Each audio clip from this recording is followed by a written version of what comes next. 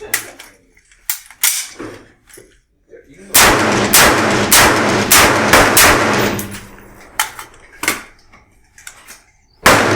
enough.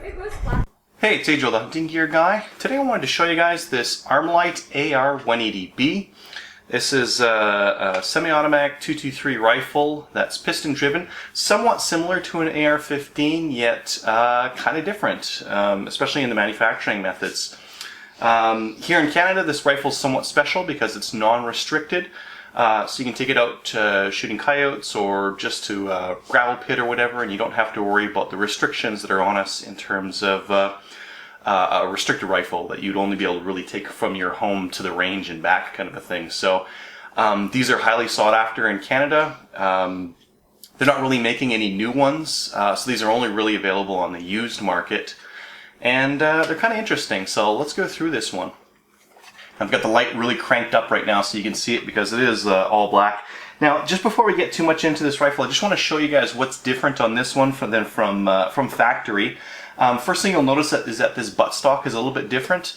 This one's got an aftermarket adapter, and this allows it to use a standard AR-15 buffer and buttstock on here. So this one's adjustable, and the factory one is not. So that's a little bit different.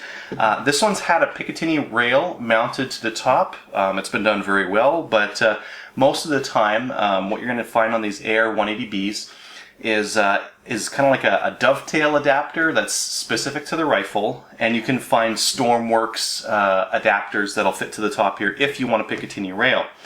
You'll notice that the sights are quite low on this rifle. That's because it does have a little bit of a lower cheek weld than an AR-15. Other than that, this rifle has been painted. If you look at my website, you'll see pictures of what it looked like before. It was kind of like a tan color. I wanted to return it to black so that it would wear just a little bit better, so that if you scratched it, it would just look black because that's the color underneath, kind of a thing. And it has had like a little Picatinny rail segment attached to the front here. But other than that, this is pretty much a standard AR 180B rifle. So let's get into some of the features on this rifle, starting from the back. Now, from the back of this rifle, one of the things you're going to notice is that this buffer tube isn't in line with the bolt and bolt carrier group. It's just a little bit lower, a little bit dipped.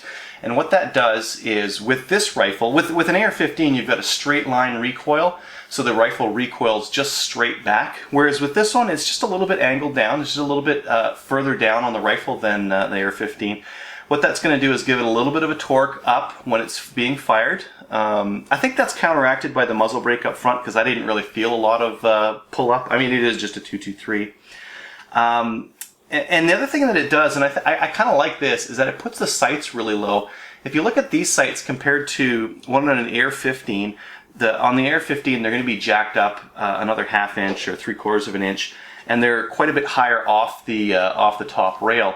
Whereas with this one, they're sitting very close to it, so it does give you that lower sight line and less of error when shooting things close, because you've got a sight line that's closer to your bore. So that's kind of interesting about the buttstock. And again, this isn't a factory one, this is an aftermarket one. It's a popular aftermarket mod though, because it does let you use these AR-15 buttstocks that there's just a million choices out there, so a lot to work with. Now moving forward, here we're looking at the rear sight, and you can see that there's one flipped down and there's one being used right now. This one that's kind of like sitting back and ready to be flipped up is kind of like a larger combat sight, whereas this other one's more of a peep. I'm just going to flip them. And you can see there now that we've got that little peep down, and we've got this combat sight up. These are, again, quite low to the sight line. We've got windage adjustment on the side here. We've got elevation on the front sight. So very standard, nothing wrong at all with these iron sights. But again, this rifle is somewhat easily scoped. Now, this is the, as I had mentioned, the permanently installed Picatinny rail that is not factory.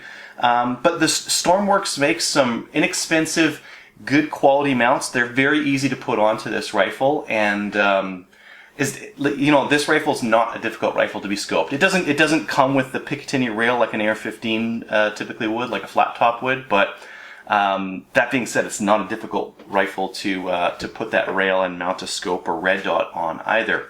With a red dot, like a Spark, you can mount it on the low setting. So with a Spark, they'll have like a riser and then no riser. You can go with no riser on this thing and it works just fine, and that kind of speaks to how low you can mount optics on this thing. Now moving a little bit more further, what we've got here in terms of the receiver is a bent sheet metal upper, similar to what an AK-47 would be. This is just a tube of sheet metal on the top here. And then we've got a polymer lower. Now on the original AR-180Bs, these were bent sheet metal as well. But when ArmaLite redesigned these, they decided to go with a polymer lower with metal inserts where it makes sense. So you'll see when I break this thing apart that there are metal inserts to kind of help with wear where it needs to be. Now in terms of fire controls, we've got a standard safety, and I'm just operating that right now with my thumb. You can see that on the other side. It's just a real standard AR-15 style. I'm not quite sure if there's something wrong with this one or not, but it doesn't really have a solid click like the AR-15 would. It just has this spring that's kind of bearing on the surface there, and all it's doing is providing a little bit of resistance to keep it on that fire safe. We have a standard AR-15 style mag release that's right on that index finger, very usable, nothing wrong with that. And we have just a reciprocating charging handle on the right hand side of the rifle. You can see there. Very easy to grab onto. It does spin, but I didn't have any difficulty grabbing onto this. I kind of like a reciprocating charging handle because, you know, I'm just going to the range and back, so I don't need a lot of buttons on a rifle. And in fact, I find that just having a simpler rifle like this is just easier to train new shooters on. So when I take a bunch of new people out to the range, this is a favorite because it's easy to use and there's not really a lot to learn about it. Whereas on the AR-15, you've got a charging handle that you use some of the time. You've got a bolt release, you got the fire selector, you got the mag release. There's a lot of buttons to worry about that you have to train new shooters on, and this one's just a little bit simpler. Now moving just a little bit further from the fire controls here, we've got this mag well, and this just takes standard AR-15 magazines. So, you know, any of these Magpul or aluminum or whatever, I find these mags all fit just fine in this rifle, and they work just fine in the rifle. So nothing wrong with that, and that's actually really good because these mags are a dime a dozen out there. They're just everywhere. Everyone makes them, so you can get a short one if you prefer a short one, a long one if you prefer a long one. Lots of choice out there for mags. Moving forward, we have just a real standard polymer upper-lower handguard here. You know, if you really want to, it is very easy to add on these little Magpul sections here. There aren't holes in it, so you're going to have to drill them yourself if you really want them, but they're very easy to add on here. And this rifle is very easy to take apart. Here from the top, you can kind of get a hint as to what kind of gas system we've got here. We've got this short action piston that's actuating up here, very similar to an SVT-40. And then we've got our front sight. Let me just get us right in on there.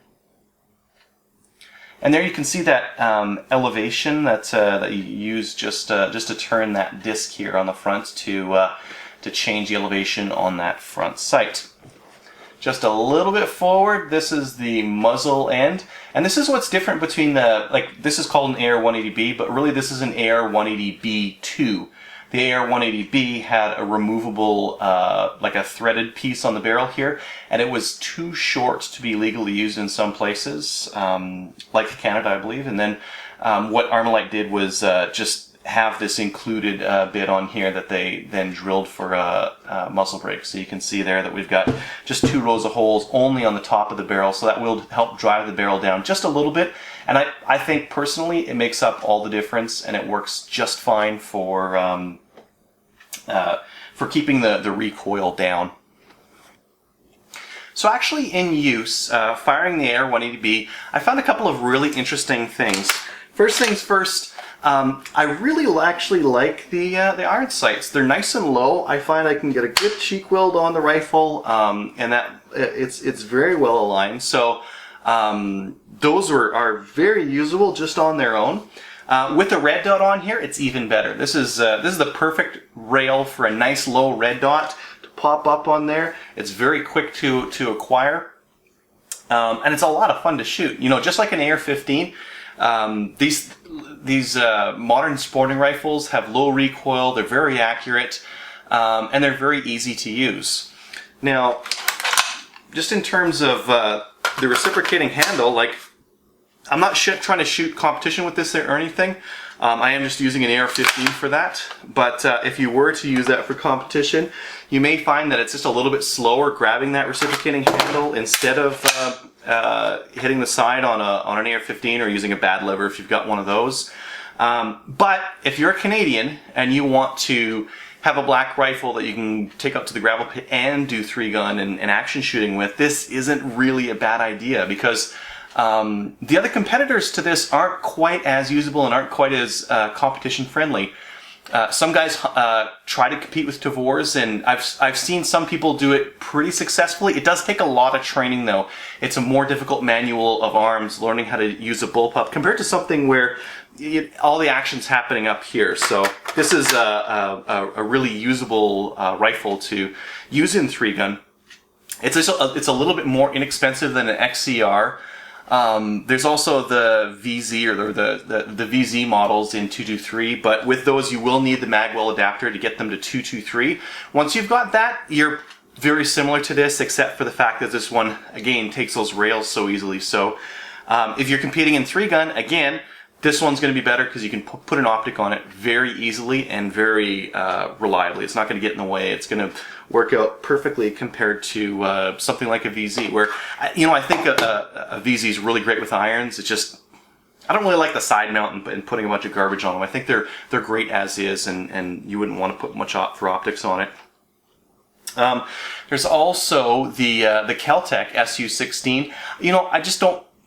It's fine for use in a bit, but again, they do have those polymer receivers, and I have heard of some of those cracking, so there's always that in the back of your mind. You know, in Canada here, they are a little bit more difficult to, you know, get into for warranty and that kind of thing compared to a rifle that's in the States.